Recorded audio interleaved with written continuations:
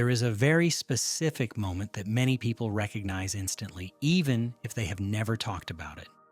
You make plans with someone a few days or weeks in advance. Maybe it is dinner after work, a birthday gathering, or a casual get-together that sounded harmless when you agreed. You remember saying yes easily, maybe even enthusiastically, because at that moment your energy was fine and the future felt open. You put it on your calendar and forget about it. Then the day arrives. You wake up and the first thing you notice is not excitement but awareness. Somewhere in the back of your mind, you know when something is scheduled for later. As the day goes on, that awareness starts shaping your behavior. You check the time more than usual. You hesitate before starting anything that might pull you in, like a long movie, a deep cleaning project, or a workout that could leave you tired. Even resting feels temporary, like you're waiting for something rather than actually enjoying the time you have. That is often the first clue. The plans are not happening yet, but they are already taking up space. As the hours pass, your mind quietly rehearses details you never consciously agreed to manage. You think about what you will wear and whether it feels right for the setting. You consider how long it will take to get there and whether traffic might make you late. You wonder how long the gathering will last and whether leaving early would feel awkward. None of these thoughts are dramatic, but together, they create a low-level tension that follows you through the day. Then your phone lights up. The plans are canceled. Before you finish reading the message, your body reacts, your shoulders drop, your jaw loosens, your breathing deepens without effort. The room feels quieter. The evening suddenly feels wide open. You might even feel a small rush of happiness that surprises you. And then another thought appears. Why do I feel relieved instead of disappointed? This is where people start questioning themselves. They wonder if this reaction means they are antisocial, flaky, or secretly uninterested in their friends. But psychology tells a very different story. That relief is not random, and it is not a character flaw. It is the result of several specific mental and emotional processes happening at the same time. One of the biggest reasons people feel relieved when plans get canceled is anticipatory stress. Once plans exist, your brain treats them as unfinished business. They become an open loop that stays active until the event is over. Even when you are not thinking about the plans directly, part of your attention is reserved for them. That is why people often feel strangely restless or unproductive on days when they have plans later. You might scroll aimlessly, pace around the house, or start tasks only to abandon them. It is not laziness. It is your brain avoiding full engagement because it knows it will be interrupted. When plans get canceled, that open loop closes instantly. Decision fatigue adds another layer. Social plans require a surprising number of small decisions long before you ever leave the house. You decide what to wear, whether it should be casual or slightly dressed up, and whether you will feel comfortable in it for hours. You decide when to leave so you are not early or late. You decide whether to eat beforehand.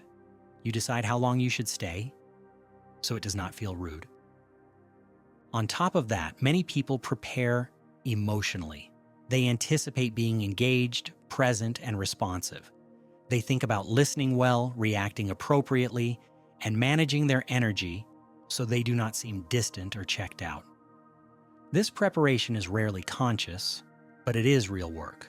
When plans are canceled, all of that disappears at once. The relief comes from not having to manage it anymore. Emotional labor plays a role too, especially for people who are socially aware or empathetic. These are the people who notice who is quiet, adjust their tone to keep things comfortable, and make sure others feel included. They do not just show up physically, they show up emotionally. That effort matters, but it is also draining. Cancellation brings relief because it removes the need to hold space for others that night. Obligation is another major factor. Many plans are not made because someone genuinely wants to go. They are made because it feels easier to say yes than to explain no, because everyone else is going, or because you assume your future self will feel more energetic. When plans fall through on their own, you are released from that obligation without having to cancel yourself.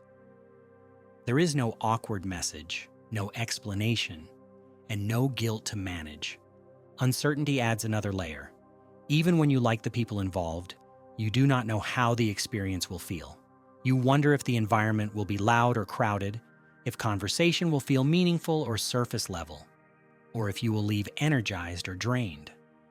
If you have had enough social experiences that left you overstimulated or empty, your nervous system starts associating plans with risk. Cancellation feels like safety. This feeling intensifies when someone is already exhausted. Many people are running on limited energy from work, constant communication, and daily responsibilities. Social plans land on depleted energy, not neutral energy. When plans get canceled, the relief is your body responding to reduced demand. So is this a good thing or a bad thing? In most cases, it is not a bad thing at all. It does not mean you were dreading the event or dislike the people involved.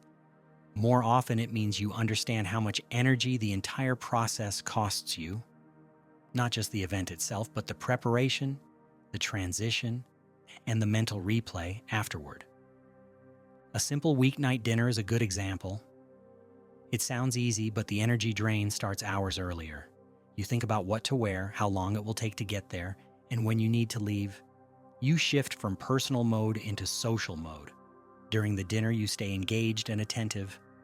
When you get home, your mind replays conversations and moments. Even enjoyable nights take energy. So when plans get canceled, the relief comes from skipping the entire cycle, not just the dinner. That is why something can be fun and still exhausting. Those two things are not opposites. This pattern only becomes unhealthy when relief turns into total avoidance. Feeling relieved is not a problem if you still see people and maintain relationships. It becomes a problem only when cancellation is the only way you ever rest, and over time, you stop showing up at all. In healthy cases, relief leads to adjustment, not withdrawal. People choose smaller groups, earlier meetups, quieter settings, or shorter plans. They still connect, just in ways that match their energy. Coffee instead of dinner. A walk instead of a party. One meaningful conversation instead of several draining ones. Relief is information. It shows which plans were obligation-driven, which ones felt heavy before they happened, and which ones collided with low energy. When people use that information, they build better relationships with their time and with others. Interestingly, they often become better friends. They show up when they actually want to be there. They are more present, more engaged, and less resentful. So feeling relieved when plans get canceled is only a problem if it leads to never connecting at all. When it leads to better boundaries, better timing, and better connection, it is not avoidance. It is alignment.